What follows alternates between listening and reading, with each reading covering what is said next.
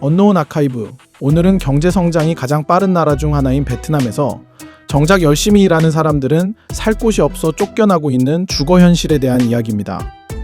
베트남은 연 6%가 넘는 경제 성장을 기록하고 있고 우리 기업들도 앞다투어 공장을 짓고 있는 기회의 땅이죠.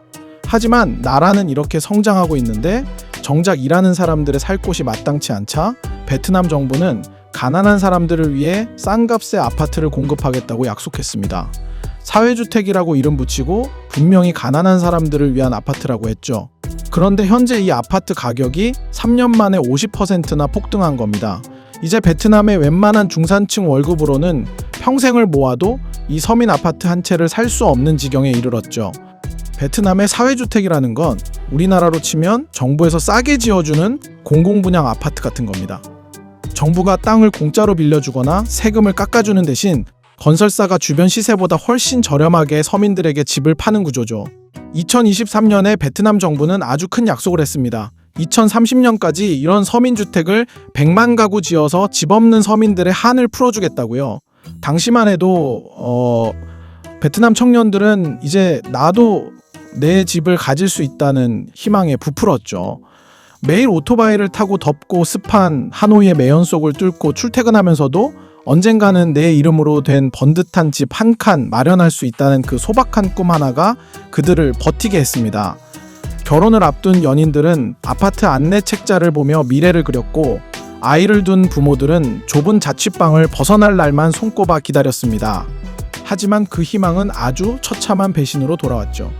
하노이 외곽에 지어진 한 사회주택의 분양가는 평당 우리 돈으로 약 220만 원을 넘어선 겁니다. 숫자로만 보면 싸게 느껴질 수도 있겠지만 베트남의 대졸 신입사원 월급이 보통 55만 원 정도라는 것을 감안하면 월급 55만 원을 한 푼도 안 쓰고 5년을 모아야 한다는 계산이 나오죠. 하지만 밥 먹고 옷 사입는 최소한의 생활비를 빼고 한 달에 15만 원씩 저축한다고 하면 이 서민 아파트를 한 채 사는데 무려 18년이 걸린다는 계산이 나오죠. 거기다가 투기꾼들이 붙여놓은 불법 프리미엄, 일명 딱지값만 최소 3천만 원이 넘으니 사실상 가난한 사람은 꿈꾸기도 힘든 금액이나 다름없는 겁니다. 서민용이라고 만든 집이 정작 서민은 평생 구경도 못하는 명품 가방 같은 사치품이 된 겁니다. 도대체 왜 이런 일이 벌어지고 있는 걸까요? 그 핵심은 2024년부터 전격 시행된 베트남의 이른바 부동산 3대 개혁법에 있습니다. 2023년에 만들어진 주택법과 부동산 사업법, 그리고 2024년 토지법이 2024년 8월 1일부터 동시에 시행된 겁니다. 특히 2024년 토지법이 결정타였습니다. 예전에는 정부가 5년에 한 번씩 정해주는 낮은 가격으로 땅을 빌릴 수 있었는데 이제는 매년 시장 가격을 반영해 땅값을 공표하도록 법이 바뀐 거죠. 국가에 내야 할 토지 사용료가 시장가에 맞춰 폭등하니 건설 원가가 감당할 수 없을 만큼 뛴 겁니다. 여기에 2023년 주택법이 더해졌습니다. 이 법은 사회주택 건설사가 가져갈 수 있는 이익을 총 건설 비용의 딱 10%로 제한하는 정책이었죠. 원가는 미친 듯이 올랐는데 남는 돈은 쥐꼬리만큼으로 묶어버린 거죠. 마지막으로 2023년 부동산 사업법이 확인 사살을 합니다. 건설사가 자기 자본을 전체 사업비의 20% 이상 무조건 쌓아두게 법이 바뀌면서 자금력이 약한 건설사들은 줄줄이 손을 떼거나 파산해버렸죠. 결국 원가는 폭등하고 이익은 묶였으며 돈 빌리기는 더 어려워진 이 막다른 골목에 갇히게 된 거죠. 건설사들은 살기 위해 내부 자재를 바꾸거나 각종 옵션 비용을 붙여 분양가를 올리는 꼼수를 부릴 수밖에 없었고 그 결과가 베트남 서민 아파트의 50% 폭등을 불러오게 된 겁니다. 베트남은 땅이 모두 국가 소유입니다. 개인이나 기업은 땅을 빌려 쓰는 권리만 갖는데 이 권리 가격이 최근 몇 년 사이 미친 듯이 올라버린 거죠. 정부가 혜택을 줄이자 건설사들은 오른 땅값과 비싸진 재료비를 아파트 가격에 그대로 붙여버렸습니다. 건설사 입장에서는 정부 눈치 때문에 서민 아파트를 짓기는 해야겠는데 돈이 안 되니까 기막힌 꼼수를 부리기 시작한 겁니다. 겉으로는 서민 아파트를 짓는다고 허가를 받아놓고 내부를 필요 이상으로 화려하게 꾸미거나 관리비 혹은 단지 꾸미는 비용 같은 이름으로 온갖 추가 비용을 붙여서 가격을 일반 아파트 수준으로 올려버린 거죠. 심지어 수도나 전기를 연결하는 비용까지 입주자에게 따로 내라고 하기도 합니다. 이름만 서민 아파트인 아주 비싼 집이 탄생한 배경입니다. 또한 건설사들은 돈을 더 벌기 위해 설계 단계에서부터 서민들을 아주 무시합니다.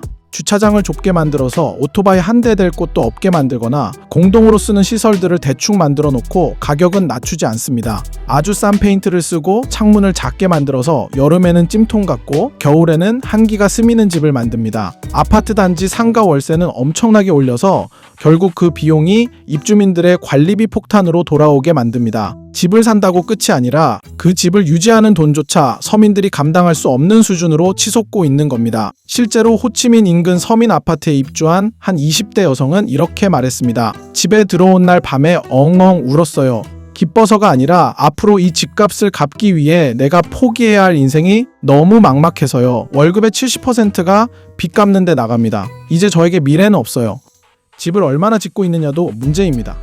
100만 가구를 짓겠다던 큰 소리와 달리 3년 차인 현재 목표의 14% 정도밖에 못 지었죠.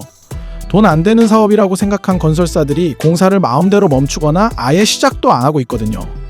하노이와 호치민 인근에는 짓담한 아파트 뼈대들이 붉은 녹을 덮어쓴 채 방치되어 도시의 흉터처럼 남았습니다.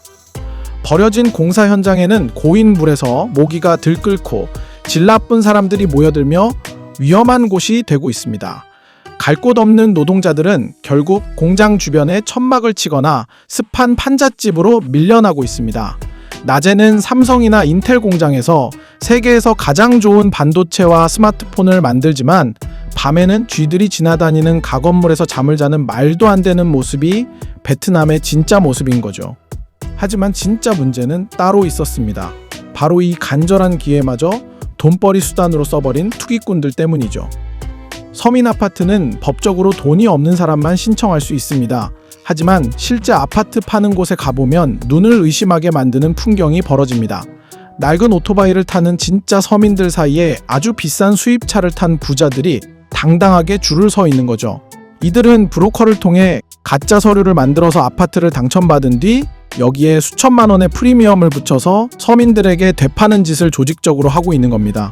2026년 베트남 건설부에서 실시한 사회주택 분양 및 관리 실태 전수조사 결과에 따르면 하노이와 호치민 인근의 특정 인기 단지들에서 당첨자의 30% 이상이 직접 거주하지 않고 불법 전매나 임대를 통해 주인이 바뀐 상태였음이 드러난 겁니다. 원래 사회주택은 5년 동안 매매가 금지되어 있는데 입주할 수 있는 권리만 사고 파는 분양권 전매, 당첨권 매매와 같은 이른바 딱지 거래나 변호사나 공증사무소에서 대리인 위임장 같은 서류를 만들어 집주인 행세를 할 수 있게 세팅하거나 겉으로는 당첨자 이름으로 두지만 나중에 소유권을 넘겨주겠다는 비밀 약속을 하고 프리미엄을 주고받는 이면 계약 등의 편법이 난무했죠. 이러한 편법들을 동원해 투기꾼들이 중간에서 이익을 챙긴 사실이 밝혀져 큰 사회적 파장을 불러왔습니다. 진짜 집이 필요한 사람은 서류 심사에서 줄줄이 떨어지고 돈 있는 사람들이 서민들의 희망을 사냥해서 돈을 더 불리고 있었던 겁니다. 투기꾼들은 아주 통 크게 움직이는데 신청 명의를 수십 개씩 빌려서 당첨 확률을 높이고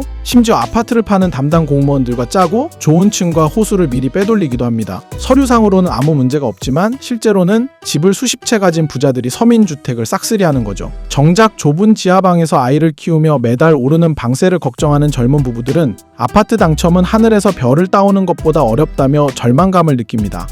지금 베트남 사람들의 빚은 역대 최고치를 기록하고 있습니다. 그 빚의 대부분은 영혼까지 끌어모아 빌린 집 담보대출이죠. 만약 여기서 이자가 조금이라도 더 오르거나 집값 거품이 꺼진다면 베트남 경제는 그날로 회복이 불가능할지도 모릅니다. 이미 대도시의 임대 수익은 아주 낮아졌는데 이건 집값이 월세에 비해 너무 비정상적으로 부풀려졌다는 증거이죠. 월세 수익으로 집값을 회복하는 게 사실상 불가능한 수준까지 올라온 겁니다. 이런 상식 밖의 상황이 언제까지고 계속될 리가 없고 거품이 꺼지는 건 시간 문제죠. 더 무서운 건 이 비극이 베트남만의 이야기가 아니라는 점입니다. 베트남에 엄청난 돈을 투자하고 수만 명을 고용하고 있는 우리 기업들과 은행들도 이 거대한 연쇄고리에 묶여 있습니다. 베트남 노동자들이 집 문제 때문에 삶의 희망을 잃고 일도 제대로 못하게 되면 그리고 빚 갚느라 돈을 안 쓰게 되면 그 피해는 결국 우리에게도 전해집니다. 베트남에는 호카오라는 거주지 등록 제도가 있습니다. 대도시 등록증이 없는 지방 출신 노동자들은 아무리 대도시 공장에서 열심히 일해도 서민 아파트 신청조차 하기 어렵습니다. 결국 도시를 지탱하는 노동자들이 도시에서 가장 먼저 쫓겨나는 이상한 일이 벌어지고 있는 거죠. 빌딩들은 더 높게 솟아오르지만 그 건물을 지어 올린 노동자들은 정작 그 도시 안에서 잠잘 곳을 찾지 못해 떠나야 합니다. 베트남 정부는 겉으로 보이는 성장에만 몰두하느라 속에서 터지는 문제를 모른 척했고, 건설사들은 책임감보다는 당장의 이익에 눈이 멀었죠. 그 사이에 낀 서민들은 이제 도시에서 쫓겨나 어디로 가야 할지 모른 채 방황하고 있습니다. 집이라는 마지막 안식처가 투기꾼들의 놀이터가 되어버린 베트남의 현실. 100만 가구라는 정부의 속임수에 내 집 마련의 꿈을 빼앗긴 서민들의 뼈아픈 현실에 대한 이야기. 이번 편은 여기까지입니다.